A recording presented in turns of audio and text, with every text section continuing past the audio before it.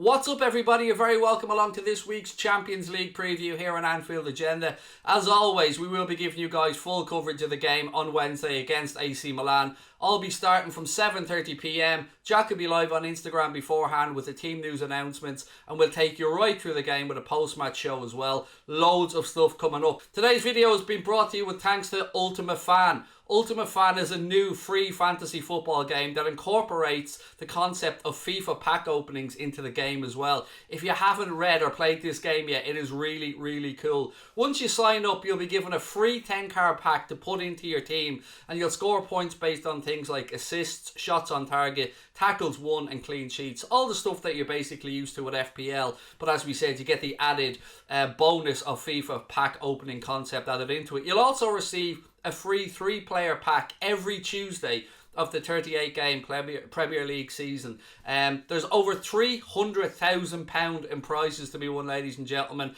And the best of all, there are prizes every single week. And as I said, the game's completely free. So it doesn't matter if you've missed the first couple of weeks, you can still play for cash prizes every single week. As an example, this recent week just gone, there was over £8,500 available in cash prizes. And they paid out as low as 300th. So even if you finished in 300th place that week, you still would have received the cash prize. Ultimate Fan is available to UK and Irish residents age 18 plus, and again, it is completely free to play. Let's get straight into it, ladies and gentlemen. Today I'm going to take you through my predicted 11 for the Milan game, and a bit of a heads up, there are a few changes in it. Here's my 11. As you can see, we'll go with the score prediction first. Yeah, I'm going for a 3-0 Liverpool win. On the face of it, people might think that's a little bit arrogant. Liverpool thinking they're going to just go and beat AC Milan 3-0 in the opening day of the Champions League.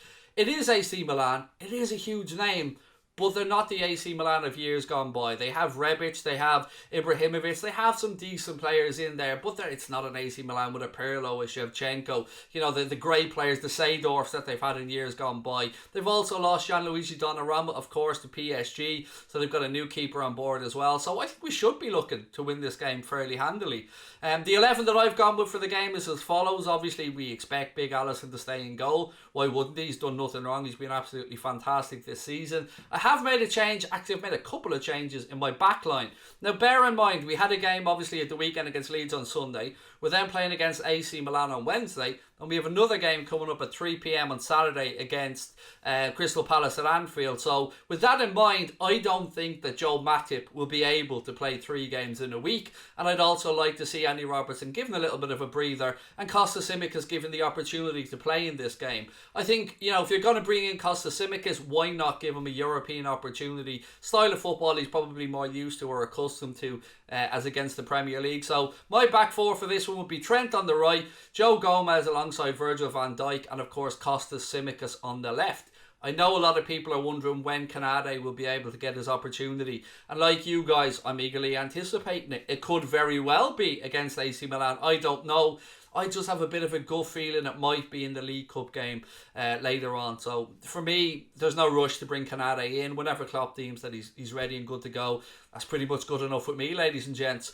Into the midfield, we know we've lost Harvey Elliott. As of yet, we don't know for quite how long. We do know it was a dislocated ankle. We know that it's been reset. He does have to have an operation, and then I'm sure that the extent of his rehab and projected time of him being not available will come out. But I don't want to play any games. I don't want to guess at numbers or anything like that. It was a huge shock to us all to see Harvey Elliott pick up that injury against Leeds. And I don't believe there was any malice or intent in the tackle. I don't. But it still doesn't change the fact we are going to be without a very bright option in midfield. So I've looked at this and I've thought, what way is the gaffer going to go about it? Again, can Thiago play 2 games in that quick succession? I don't know. Maybe he can. But I think that the gaffer will go for Fabinho in the holding role, Jordan Henderson to drift back in towards that right-hand side of the midfield, where he's probably more accustomed. He looked a little bit out of kilter when he was on the left-hand side in recent games. So I think Jordan Henderson on the right-hand side there, linking up with Mohamed Salah and Trent Alexander-Arnold, probably just fine. He's able to tuck in then and provide cover for Trent as and when Trent bombs forward.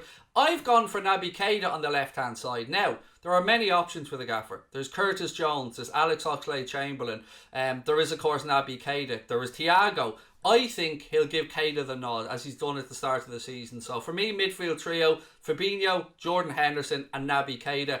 And then up top, look, there isn't really any changes we can make. I think it told us all where Divock Origi is in the manager's mind at this moment in time. He was at Ellen Road at the weekend, but he wasn't part of the match day squad, so he wasn't available for Jurgen Klopp to turn to, even knowing that we didn't have Firmino available. So with that in mind, I'm going to go for Sadio Mane, Diogo Jota and Mohamed Salah, of course, up front. And who's going to score? I don't know. I was very critical, as were many people, of Sadio Mane's performance against Leeds. He was very selfish at times, but it just seemed to me, and again, I suppose I am defending the guy a bit because he did get a goal, but it seemed to me he got into that mindset of, I need to score. If I don't score today, it's going to be a wasted day, and a day where people will look back on and go, he did everything but score. He missed so many chances. He missed, obviously, that semi-open goal when it was pulled back to him, and a couple of other really good opportunities where I think he had the chance to square the ball to a teammate who was better placed. But just like I said during the game,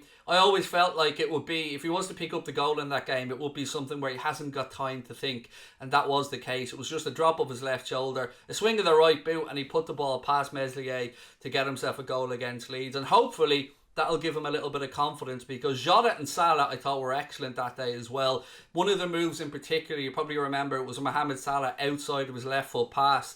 Seeing Diogo Jota drag two defenders with him to create that extra space for Sadio Mane, who was able to, he wasn't able to score, but he was able to get a shot away at the time. But it was because of, again, the great vision of Mohamed Salah and the unselfish nature, of the run of Diogo Jota that pulled it out of the way. So again, I think that's I can understand people will nitpick at this. People maybe think Robertson go in. People might think Thiago or Curtis Jones. And look, it is all guesswork, isn't it? Because it's very hard to read Jurgen Klopp's mind. But that being said, I'm absolutely buzzing to have Champions League football back. The Reds going to hopefully get off to a good campaign. Some people are a little bit torn on whether they wanted a difficult group or not. I like the idea of having no real easy games in the Champions League group stage. It is the Champions League. You want to be playing the best teams around Europe. And the group that we have with Porto, obviously with AC Milan and Atletico Madrid, it's on paper a great group. It should make for some fascinating games, and what a way to kick it off, as I said, the Reds against AC Milan. I think it's AC Milan's last season at the San Siro, so anyone who's lucky enough to get to that away game, I'm very envious indeed. So look, ladies and gentlemen, let me know what you think about my predicted 11 and my score prediction. As always, I'd love to know your thoughts in the comment section below. Don't forget as well to sign up to Ultimate Fan, where you can win cash prizes right throughout the season from that fantastic £300,000 prize pool. And as I said, the last week alone, there was up to £8,500 in prizes given away. It's completely free to enter. Just use the link below. You do have to be 18 plus and live in the UK or Ireland. I will be back on Wednesday for the game, ladies and gentlemen. But until then, hit that subscribe button, drop a like on the video. I really appreciate you guys giving up your time as always to be here with little old me, and let me know your predicted 11s. I'd love to see them in the chat. I genuinely do have a read through to see what you guys are thinking. So if you have a different 11 to me, if you think maybe Klopp will shake it up a little bit, have your thoughts in the comment section below. Don't forget, Jack Gill will be live with the preview show or the team announcement show. Then I'll be here at 7:30. Get the notifications turned on. Lots of love to all of you. Take care. Bye-bye.